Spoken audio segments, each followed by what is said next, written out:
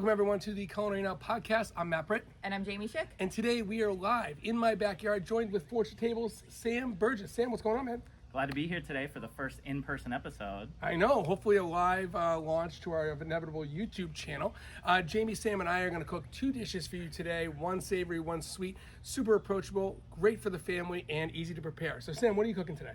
Yeah, so as you can see, we have a beautiful whole chicken right here. We're gonna spatchcock it, which means we're taking the backbone out and then we're gonna lay it flat so it cooks a lot easier on the grill.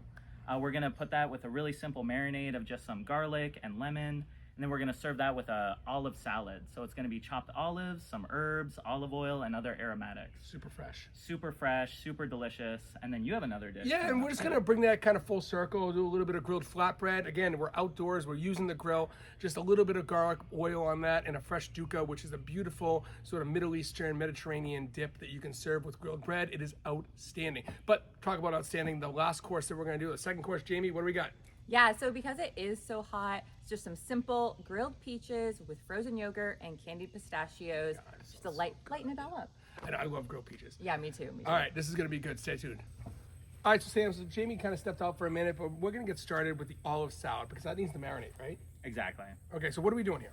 Yeah, so we have some really nice green olives and then Kalamata olives right here. Pitted. Pitted. Really That's very important. important. Really Yeah. important. When chopping, you don't want to chop into a pit. That's a really good way to chip your knife and damage them, no matter what kind of steel they are, Or even cut the yourself. cleavers. Exactly. Pits can be really dangerous. They slip and slide and just not very good. So we do have pitted olives. They are still very high quality. So you can see right there. And yeah, it's just a very simple base. We're almost going to be making like a salsa. So I'm going to be using one of my favorite knives, the bunka right here. Has that really beautiful curve to it. So you get a lot of mileage out of those cuts with that curve. Nice. So yes, Take it away. I'm gonna chop up some of these Kalamata olives to start. We got some runners, it's okay. As we mentioned, we are filming on a location and my house has hills. Exactly. So we got these right here. And again, you don't want to totally destroy them. You want to leave some of that texture. So kind of a rough chop. Exactly. A nice rough chop. But again, Doesn't have to be perfect, just has to be good. I mean, yeah, it just has So I love that knife. I really see, I think that this knife would be perfect for someone who's really doing a lot of like mileage, as you mentioned, a lot of knife work, a lot of chopping, because the curve kind of naturally lends itself to getting the most out of like your time. Agreed. Yeah, I couldn't have said it better myself. And you'll see in a minute when I start to chop up some of the herbs, they really do wonders just in getting that rock and roll motion. Right. You can see like that. Throw these in there too. Exactly. Very uniform. So again, just for a little extra pungency and a little more crunch because the olives are pretty soft. And see. same kind of style here, perfection, not really a goal, just something uniform, gonna kind of all eat the same, right? Correct. Nice. Yep. So we have that nice little small dice right in. Beautiful. Then we're gonna go in with some fennel. So one of my favorite vegetables of all time.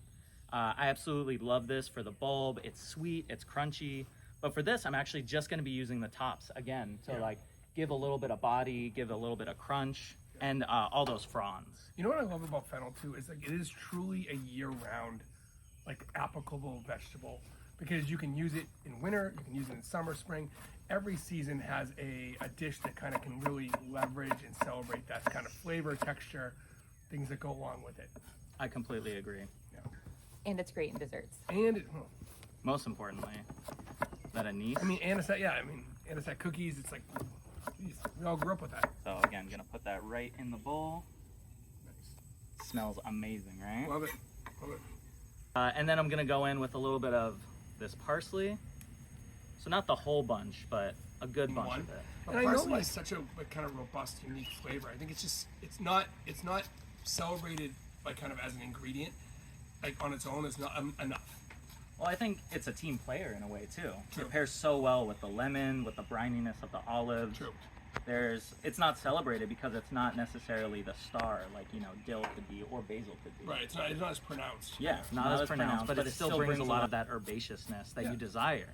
And frankly, just color too. I mean, it's going to really brighten up that salad. It's going to make it look nice and fresh. When we think of spring, summer, these kind of warmer months, I mean, green's a natural sort of like color that we gravitate to because it kind of symbolizes like growth and rebirth. So again, Beautiful going stuff. a little rough chop with this. It doesn't have to be perfect. Right. It's summertime, you know. So Looks great, man. yeah, maybe about half a cup. We had a cup of green olives, cup of the Kalamata. So going all in here. And this is kind of the base. I'm gonna be adding a little bit of zest as well. So the zest is important because that's where a lot of the aroma comes from. So I'm actually gonna use my handy dandy Forge to Table peeler. Salt too. Yeah. Gonna peel off a little. And then I'm actually gonna chop this up. So you get almost like little bites of the zest. So good. You can And see, for those who, you know, very small but very delicious. Yep. It'll add a lot to this. yeah, texture is great. Truly. And then that's kind of it. I don't know. Maybe we'll need a bigger bowl. We're gonna add a little bit of salt and pepper, and then olive oil to bring it all together. Right. So just a few cracks of black pepper like this. This is also a magic trick because Sam's going to mix this in this small bowl and he's going to do it without spilling anything. Nothing. Nothing. You know, we had those olives run away earlier. So I think to mix, what are you going to use? So we got 2 great spoons here. I mean, we have know. kind of the spade Yeah. and the spoon. I'm thinking maybe. I think the spoon is the way to go. And then definitely a good amount of olive oil in here. You want that richness to pair well with the olives itself. You know, this is a really important thing too, because I feel like sometimes when you're doing this type of like salad, people are cautious with the oil. Not because of oil, like use it. Like sometimes a good portion of olive oil really does bring the dish to where it needs to be. Truly. And you want to eyeball it, you know? It's like sometimes the ingredients in there really soak up that olive oil and you don't even get the flavor, you don't even get the function of the olive oil. I mean, and all those flavors are working so well together. I mean, we have the saltiness from the olives, we have kind of the sour and the kind of sweetness from the lemon. Then you got that little like sort of bitterness kind of coming in from the extra virgin olive oil, but it's not overly bitter. It's just kind of the right dose. Correct. That looks amazing. Exactly. Super bright, super colorful, again with the purples, the greens. Yep. I think those will be so good with the finished product.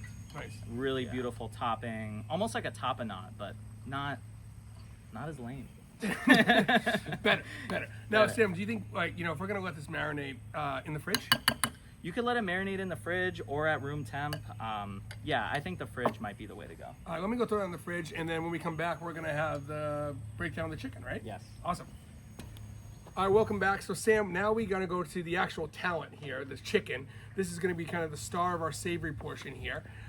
You're gonna work on really probably the simplest marinade you could even think of, but it's gonna pack a big punch and it's gonna be awesome. So what are you doing here? Yeah, so it's kind of a play on a dry brine. So everybody knows like a wet brine when you put it in a liquid with a lot of flavor and water and salt. This is no liquid or very little liquid. It's just the salt. And what's cool about once we open that up is that all the seasoning goes right on. You can let it sit and brine for, you know, a certain amount of time overnight, you know, draw some of the moisture out, really get the flavor in. I think we'll be doing it a little quicker with this. Nice. So for this chicken, it's about 5 pounds. We're gonna do about a tablespoon of salt. So I have my Forge to Table teaspoon right here. Nailed it. And then we're gonna go in with just about half of a lemon's worth of zest. Gonna microflame really just want the outside. That's where all the essential oils are at. And yeah, it'll be about another like 2 teaspoons of zest, approximately. Again, you can eyeball it depending how much flavor you want. Sure. But this is really gonna help perfume the chicken as it cooks, as it kind of sits on the top of it. And a really key factor, you can see that beautiful zest, is I'm actually gonna rub the zest into the salt. So this is a great technique that a lot of pastry chefs use with sugar. They rub the zest into sugar to really extract those essential oils, really get that flavor in that. It's crazy how much beverage. it smells. It's crazy. Yeah. Exactly. I love it. So then just a little bit of minced garlic. So just about 2, maybe 3 cloves. Again, it's like pretty equal. 1 tablespoon, 1 tablespoon, 1 tablespoon. So Easy to remember. I'm using a Nikiri knife right here. It's really optimized with that flat angle for up and down chopping, but it still does have that curve at the front, so I can do the rock and roll. similar to the bunka. And the kiri is a dangerous knife too because it's so comfortable to use that it can become the only knife you use in the kitchen. And I think that's, you know, my take is if you're gonna buy a forged table knife, and again, this is not necessarily a plug to buy knives, or whatever. It is. I mean, this is the one I would buy because it's so functional. Because it's also kind of like a mini cleaver.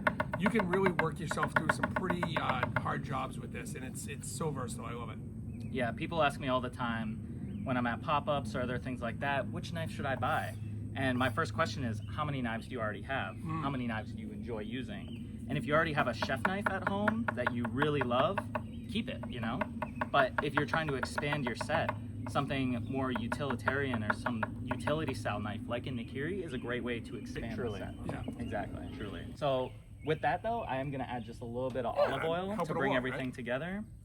You can add some herbs to this too. Something like thyme or rosemary would be very, very pleasant going on in here. But it's as simple as that, you know? And we're gonna marinate that in 1 second. So I'm gonna switch with you, Sam. I'm gonna hop in there. I'm gonna just give a quick wipe to the board. Perfect. And we're gonna do a few things with this chicken just to kind of make it ready for the grill. So first and foremost, my grill is on. It's about 450 degrees right now. I have it on like medium low. It's been on for quite a while. As we get closer to putting it on the grill, I might crank that up a little bit just to kind of get it really up to maybe 550, 600 for that initial sear. When we get to the searing, though, remind me, we're gonna sear this in a way that you maybe normally wouldn't, kind of backwards, so that it doesn't burn, right? Especially with that garlic and with this chicken skin, there's danger if you don't do it the right way. So I'm gonna use 2 forged table knives in this process. I'm gonna use the paring knife first. And this is something that you don't have to do, but you could if you really want to hone your skills on prepping a chicken. If you were to roast a chicken more classically in the oven, this is something I recommend. It's taking the wishbone out. But if you're going to spatchcock it, grill it, not necessary, but again, something we can showcase the intricacy of the forged table paring knife. So again, I have my bird here, and I'm going to try and work backwards on this so you can see it.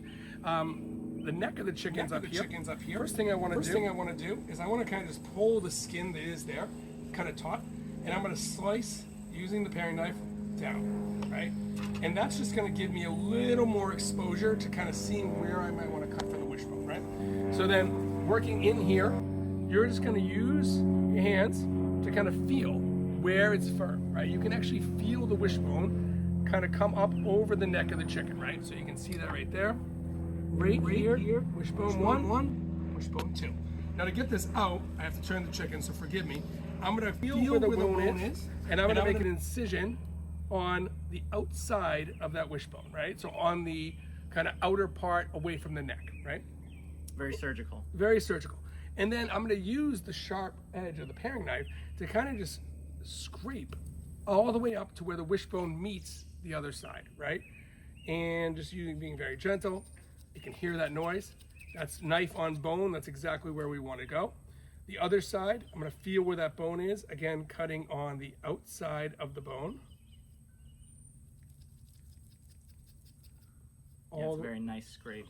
It's not like grinding. You know, it's like it's weird, and it's not like it's not the best sounding cooking, but it is somewhat satisfying because you're doing the right thing, which means you're not cutting meat. You're cutting near the bone, which is exactly going to help your yield. Okay, so then. Now that I've kind of exposed where the bone is, I'm gonna run my fingers up to the top, kind of peel it out. Give it a little massage. And then pull it out. Now, this bone is cracked, which is okay. A lot of the wishbones that you find in chickens that you buy are already broken just because the chickens sometimes aren't handled as nicely as they should be. That's okay, so long as we get 2 really nice pieces, ultimately make your wishbone. So now our wishbone's removed. Again, you don't have to do that, but you can. We have very limited meat that was removed, so our yield is good. Put my knife over here. We're gonna use the shears, right? This is something that Sam, you asked that we should do, and I think it's a great idea because sometimes spatchcocking or cutting a chicken in half, keeping it kind of presentable, can be a little kind of scary with a knife if you haven't had a lot of practice. These make your life easy. Number one, super easy to clean. You can take them apart, put it back together, right? You can actually take the bird. I'm gonna flip it over, right? And what I'm gonna do is I'm gonna identify where the backbone of the chicken runs right down the middle.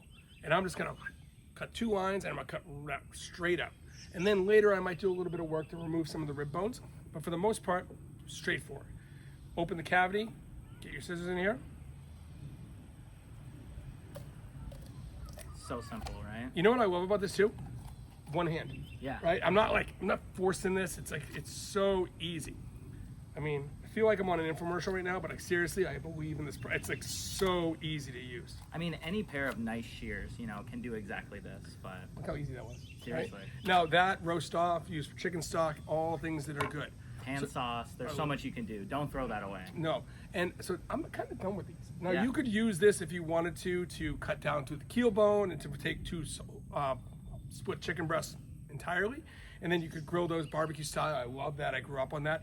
But what I'm actually going to do is I'm going to put this down, and I'm going to go back to my paring knife for a second, because I have the keel bone right here in the center, and I'm going to try my best to remove that in one piece by just making a small incision down, which will kind of separate the layer of membrane that's on top of that. Wow. And then just pull that out. You make it look so easy. Wow.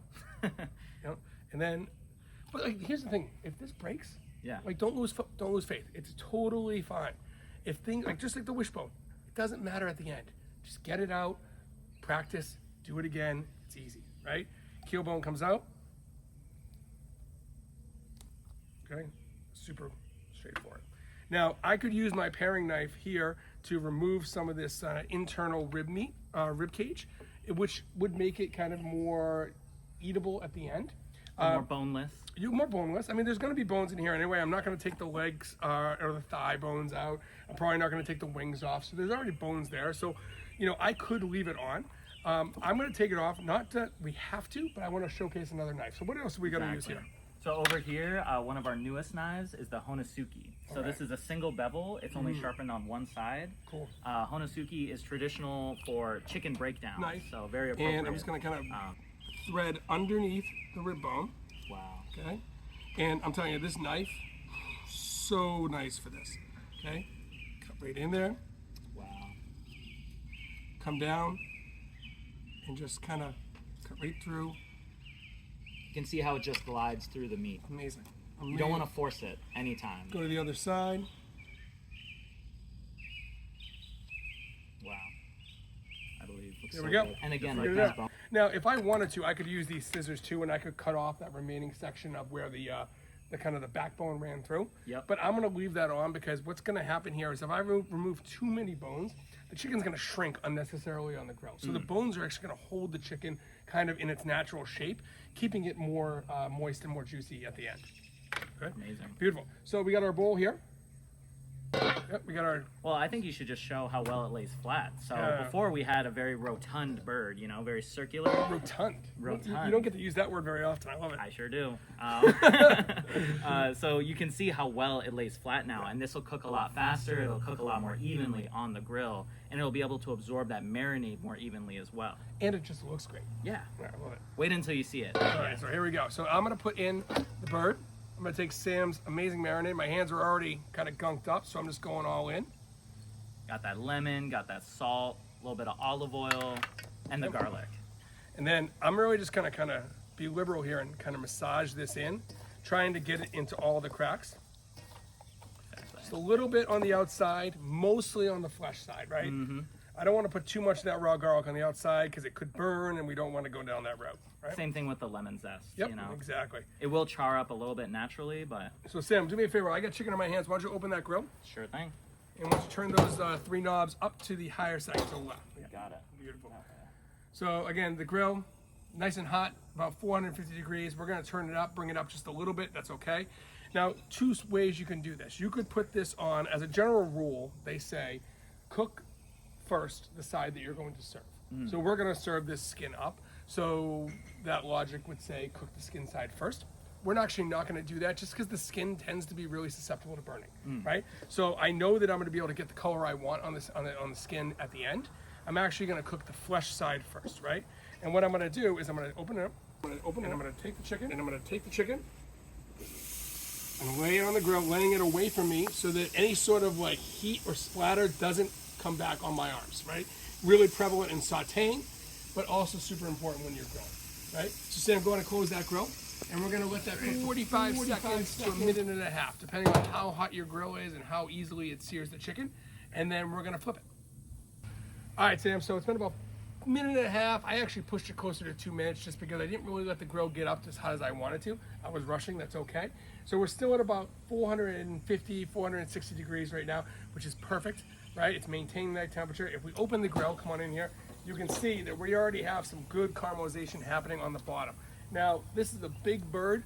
I actually want to use my pizza peel, which seems like a weird choice, but to get in there. And that's going to allow me the chance to rotate my bird without losing the integrity of the chicken, right? All right, Sam, so we rotated our chicken, kind of give it the ideal diamond grill mark. If everything went right, it's been about 3 minutes on the grill, minute and a half on one side. We turned it, another minute and a half. Again, depending on your grill, you're gonna have to go a little bit different on timing. This should be really nice. We're gonna open it up. Okay, so you can start to see we're getting a little bit of just sort of like bicolor, like, you know, organic color on top, just from the natural heat that's kind of circling the chicken. This is gonna look really good. But before we flip this, I'm actually gonna cut up a lemon. The one that we zested, which, by the way, if you ever zest a lemon, sometimes it just sits at your house and goes bad. Right. We're not gonna use the fresh lemon, we're gonna use the zested lemon. I'm just gonna cut this in half using our nikiri knife. Just gonna put this right on the grill, right? Grilled lemon, I love the flavor. It adds a nuance to the traditional lemon vibe, but it also gives a beautiful aesthetic too, which is awesome. All right, so here we go. Okay, if you are a religious person, now would be the time to pray. We only got one take.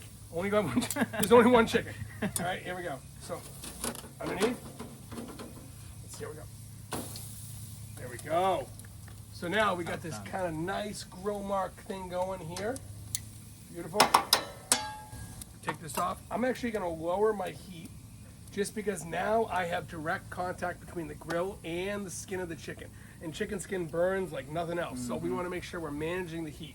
I am gonna close it because I wanna control the heat, keep it around 425 degrees, 400 degrees, which would be perfect. Keeping an eye on that chicken skin so it doesn't burn. Now we're gonna, so again, beautiful color. It looks like we're getting a little bit of color on the edge there. That's okay, I love that. Okay, that does not mean burn. That means the right type of char. This side's looking really nice as well. Now, again, using our pizza peel, move my lemons a little bit. You can see I got some beautiful color coming on those. Okay, use my lemons. This is where I'm gonna try and keep this bird all in one piece. Move it, lower the heat just a little bit more. Keep that side there. Check in a little bit. All right, so again, we've been watching this. The chicken's cooking, it's awesome. We're really gonna make sure we're careful here to get the spatula underneath. We wanna flip it.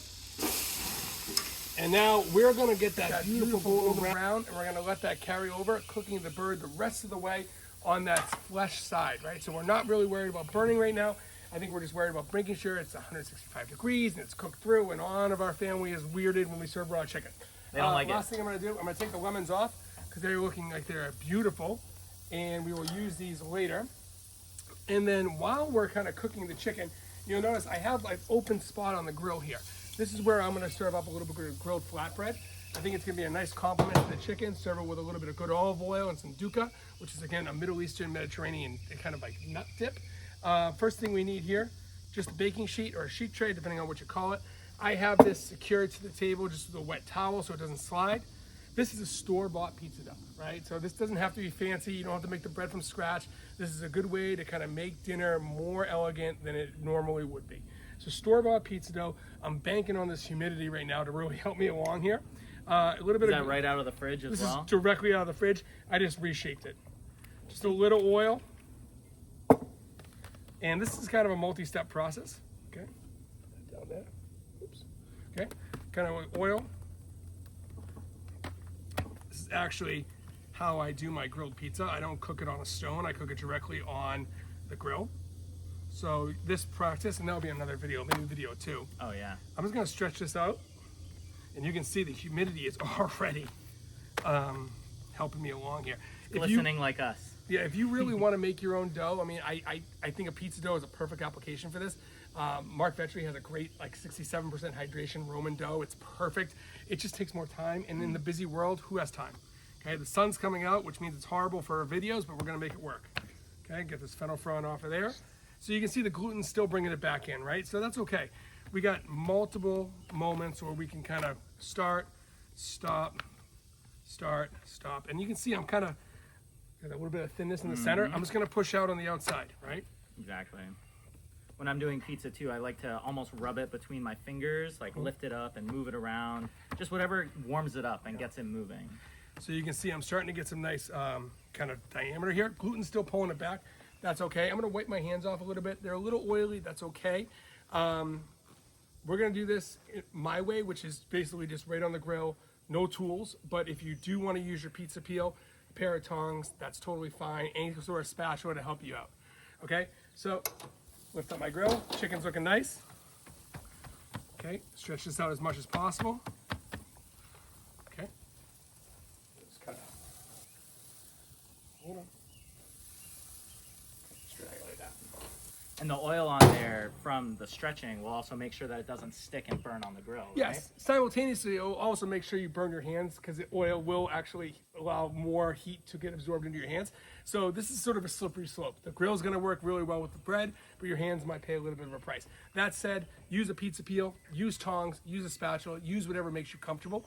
But at the end of the day, when you get comfortable with this, hands are the best choice. Agreed. Weird. All right. So we're not going to leave this for too long because it's got a hot grill. Again, about 400, 425 degrees right now. Okay. You can start to see it works pretty well. Move it. Okay. While that's working, I have you kind of just hold on to that. We don't need this anymore. Okay. I'm going to bring back my cutting board. All right. So we're cutting some garlic right now. Just maybe 1, 2, 3. I don't want all small ones. 4, 5. 5 things of garlic. Okay. Beautiful. Okay, just kind of crush this up.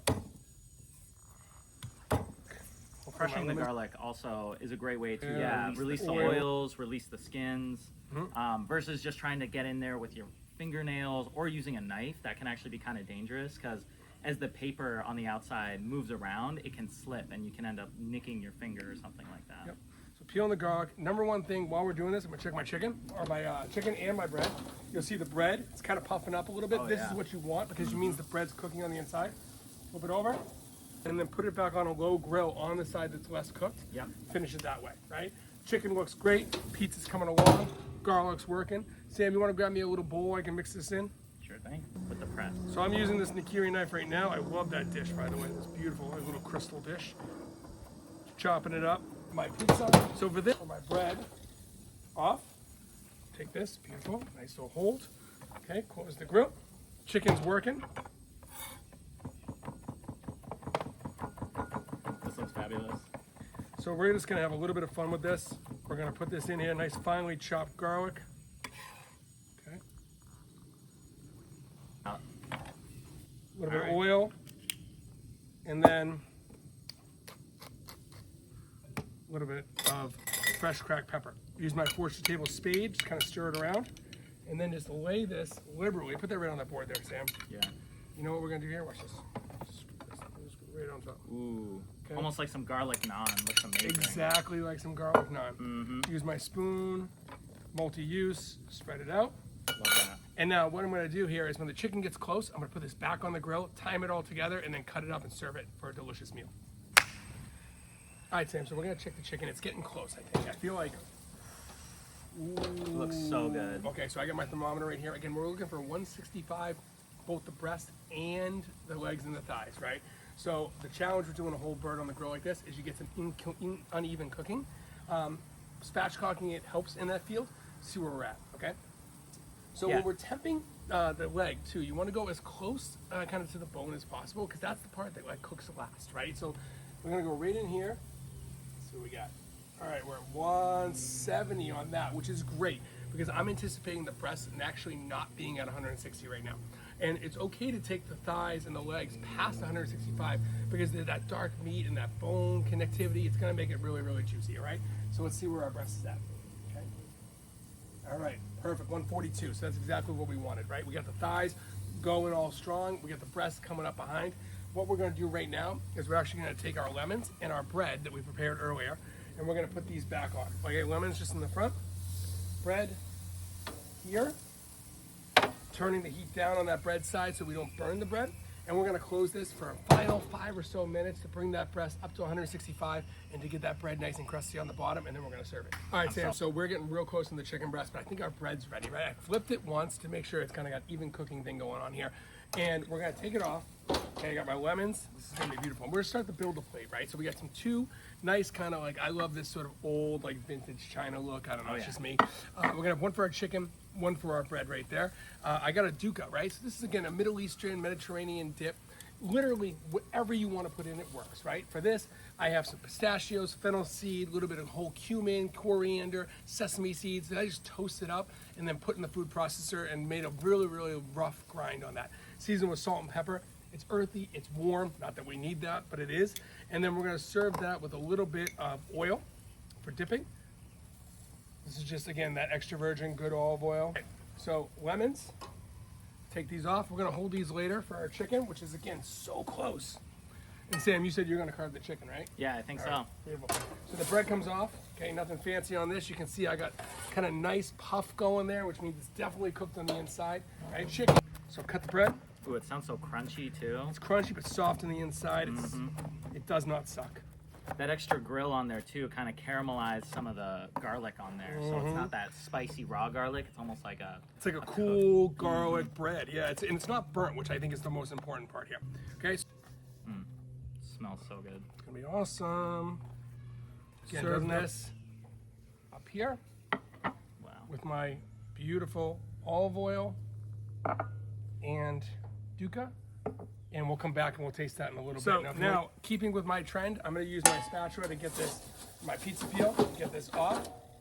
And Sam, you're gonna give this a real rough cut using, what knife are you gonna talk about here? Yeah, so right here we have our taco biki, so also known as an octopus knife. It's based off of a katana. I'm gonna super simply just kind of quarter this chicken up. Again, usually you want to let this rest for a little while, but because we were so good at deboning it, I'm not actually going to be slicing into it. I'm just going to be cutting it into its like prime pieces. So right in the middle, right here, just right down the middle, no bones cut through because we spatchcocked it. And we took the wishbone out, which is great. Perfect. And then again, my hands are clean, serving this to friends, so I usually would be wearing gloves. Just going to cut through right here. So simple. Oh my gosh. It's kind of gorgeous, just like that. And again, it's not bleeding out or it's not releasing its juice like it would if I was slicing into it, because we're just going to be quartering it. So now, one of the benefits of spatchcocking and removing those bones is it makes this job so much easier. exactly. So great for about 4 people.